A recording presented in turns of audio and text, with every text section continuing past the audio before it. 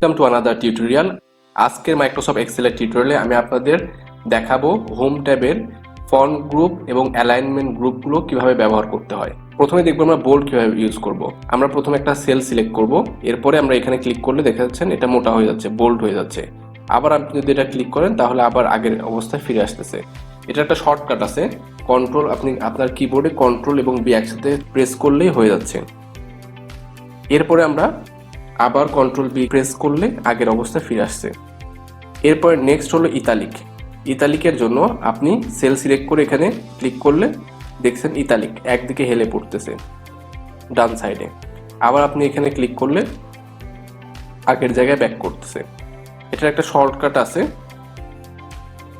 শর্টকাটটা হলো আপনি control I click করবেন, এই দেখতে পাচ্ছেন এটাতে আপনি। এরপর আবার কন্ট্রোল আই ক্লিক করলে ব্যাক করতেছে আগের জায়গায়। এরপর আমরা শিখবো আন্ডারলাইন কিভাবে ইউজ করতে হয়। আন্ডারলাইন ইউজ করার জন্য আপনি এখানে দেখতে পাচ্ছেন ইউ লেখা আছে, এটা আন্ডারলাইন। এখানে ক্লিক করলেই আন্ডারলাইন হচ্ছে, নিচে একটা আন্ডারলাইন আসছে। আপনি যদি এখানে এই অ্যারোটা ক্লিক করে নিচে দেখেন ডবল আন্ডারলাইন আছে, এটা ক্লিক করলে ডবল আন্ডারলাইন হচ্ছে। এই যে দেখেন দুইটা আন্ডারলাইন হয়ে গেছে। আবার আমরা যদি এখানে ডবল আন্ডারলাইনে আসলে ডি আসতেছে, আর ইউ থাকলে একটা আন্ডারলাইন আসতেছে। তো এখানে ক্লিক করলে আপনার আন্ডারলাইন ব্যাক করতেছে। এটা একটা শর্টকাট আছে, কন্ট্রোল ইউ ক্লিক করলে একটা আন্ডারলাইন আসতেছে। এরপর আমরা শিখবো কিভাবে বর্ডার ইউজ করতে হয়। বর্ডার ইউজ করার জন্য আমরা প্রথমেই এই দুইটা কলাম বর্ডারের মধ্যে আছে। এখন এখানে যে আমরা যদি নো বর্ডার লিখি তাহলে কিন্তু এটা বর্ডারের মধ্যে থাকতেছে না, এই যে কোনো বর্ডার নেই।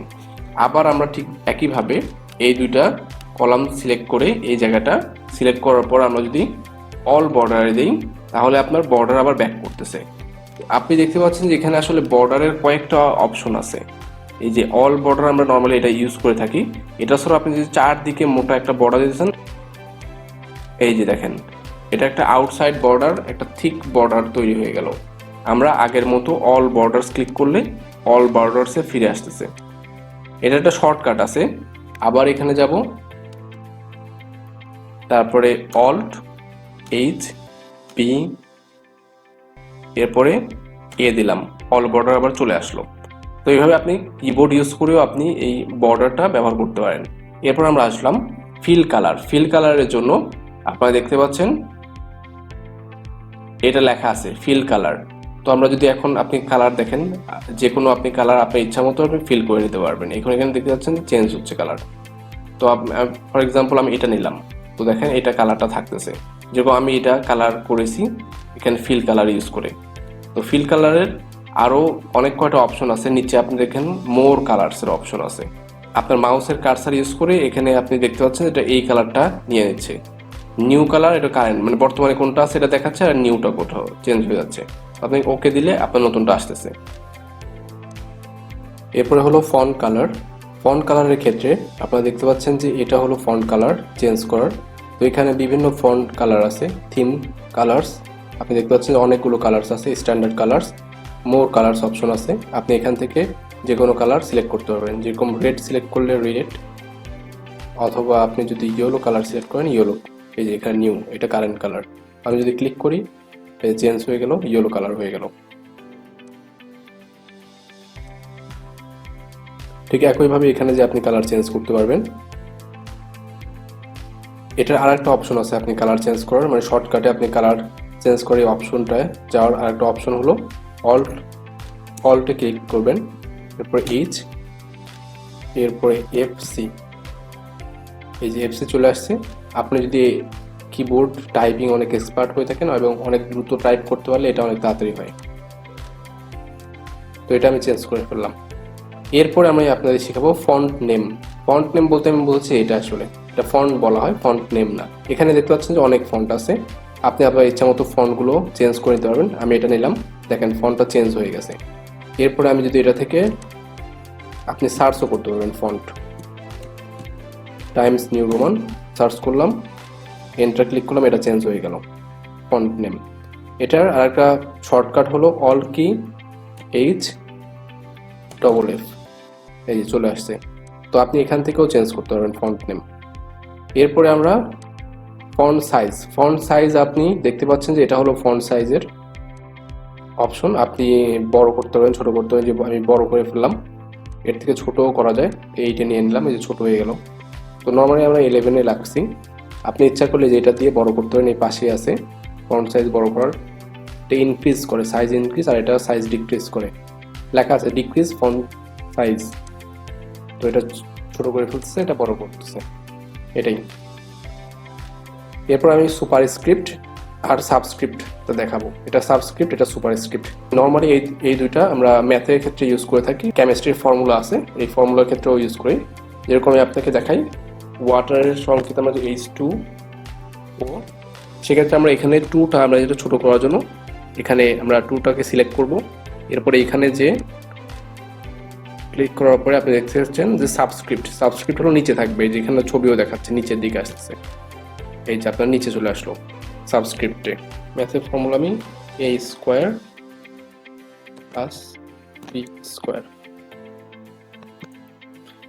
এখানে 2টা আমি সিলেক্ট করব। সিলেক্ট করার পরে আমি এখানে ক্লিক করব, ক্লিক করে এখানে সুপারস্ক্রিপ্টে ক্লিক করব।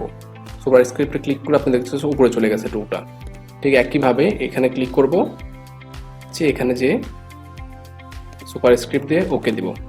ঠিক একইভাবে A² + B² আসতেছে। সো ম্যাথের ফর্মুলাটা আপনি পাচ্ছেন।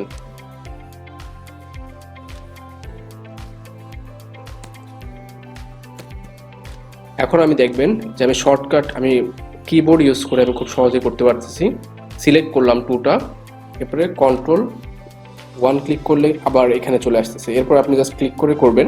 এটা আরেকটা অপশন আছে, আপনি সিলেক্ট করবেন, Ctrl+Shift এরপরে F ক্লিক করবেন।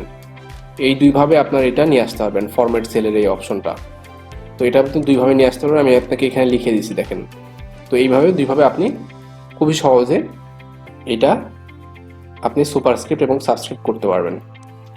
এখন আমি আপনাদের শেখাবো অ্যালাইনমেন্ট। সো অ্যালাইনমেন্টের ক্ষেত্রে আপনাকে আমি দেখাই কিভাবে কাজ করে এটা।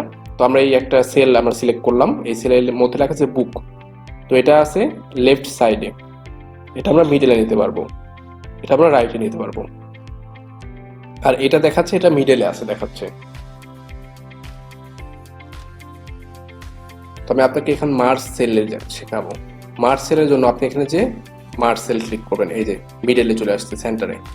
এখন আপনি দেখতে পাচ্ছেন যে এটাও সেন্টারে, এটাও আপনার মিডলে আছে। তো সেন্টার আর এটা হলো মিডলে আছে। তো আপনি এটা টপে নেবেন, টপে নিলে উপরে চলে যাচ্ছে এই যে। আর আপনি বটমে নিলে এই যে বটমে চলে আসতেছে। আপনি লেফটে যে বটমে থাকলে এই যে লেফটে বটমে, আবার রাইটে যে বটমে দিলে এই যে রাইট বটমে, এভাবে আপনি চেঞ্জ করতে পারবেন। আর আপনি মিডলে রাখছেন এইভাবে, এখানেও মিডলে আসলে মিডলে থাকতেছে। আর পাশেই দেখতে পাচ্ছেন আপনি ওরিয়েন্টেশনে আপনি ক্লিক করলে অ্যাঙ্গেল কাউন্টার ক্লকওয়াইজ, এই যে এটা এরকম হয়ে যাচ্ছে। আপনার এখানে ছবিও দেখাচ্ছে অ্যাঙ্গেল ক্লকওয়াইজ। এরপরে হলো ভার্টিক্যাল টেক্সট, এটা একটার পরে একটা দেখাচ্ছে। আবার রোটেট ডাউন। তো আপনি এই রোটেশনের এটা আর একটা দেখতে পাচ্ছেন যে ওরিয়েন্টেশনের একটা এখানে চার্ট আছে, কত ডিগ্রি অ্যাঙ্গেলে আপনি করতে চাচ্ছেন এরকম আপনি করতে পারবেন। এখানে 45 ডিগ্রি আছে। তো আমরা সোজা রাখার জন্য 0 ডিগ্রি অ্যাঙ্গেলে রাখবো, এখন 0 ডিগ্রি অ্যাঙ্গেলে সোজাতে আছে। এখন আমি আপনাদের ইনডেন্ট শেখাবো। ইনডেন্ট নাম এটা আপনি এখানে ক্লিক করলে দেখাচ্ছে যে ডিক্রিজ ইনডেন্ট, আর একটা হলো ইনক্রিজ ইনডেন্ট। অ্যারো চিহ্ন দিয়ে দেখাচ্ছে লেফটে এবং রাইটে। তো আমি এটা যদি সাইডে নিয়ে নিই, তারপর আপনাকে দেখায় যদি আমি রাইটে যাই তাহলে ইনক্রিজ ইনডেন্ট ক্লিক করলাম, মাঝখানে গেল, ক্লিক করলাম আরেকটু এই সাইডে সরে গেল, এভাবে গেল। আবার আপনি যদি এইদিকে দেন বাম সাইডে সরে যাচ্ছে। তো এই ঠিক এইভাবে আপনি ইনডেন্ট ইউজ করতে পারবেন। এরপরে আমি আপনাকে যেটা দেখাবো সেটা হলো র্যাপ টেক্সটের জন্য আপনি এখানে ক্লিক করবেন। ক্লিক করলে আপনার র্যাপ টেক্সট হয়ে যাচ্ছে, মানে আপনার এই লাইনের এই সেলের মধ্যে আপনার পুরো যে লিখছেন হাউ আর ইউ এটা অ্যাকোমোডেট বা এটা রাখতে পারতেছেন। এই যে আগের মতো যদি যাই, এটার আর একটা অপশন আছে, আপনি যদি সেলটা একই অবস্থানে রাখছেন তাহলে আপনি স্ট্রিং টু ফিটে ক্লিক করবেন। ক্লিক করে ওকে দিলে আপনার এটা স্ট্রিং টু ফিটের মধ্যে ফিট হয়ে যাচ্ছে, অর্থাৎ এটা ছোট হয়ে ফিট হয়ে যাচ্ছে। তো এই অপশনটা আপনি দেখতে পাচ্ছেন। এটা আমরা যখন এই সেলটার অবস্থান পরিবর্তন না করে যখন আমরা করতে যাব তখন আমরা এটা হচ্ছে, আর আমরা যখন এই র্যাপ টেক্সট দিচ্ছি তখন এটা নিচে চলে আসতেছে। তো এই দুইভাবে আপনি ইউজ করতে পারেন আপনার ইচ্ছা মতো। তো আজকের ভিডিও এই পর্যন্তই। নেক্সট কোনো টিউটোরিয়ালে অন্য কোনো টিপস অ্যান্ড ট্রিক্স নিয়ে হাজির হব। তো ততদিন পর্যন্ত সবাই ভালো থাকবেন। Thanks for watching. Bye bye.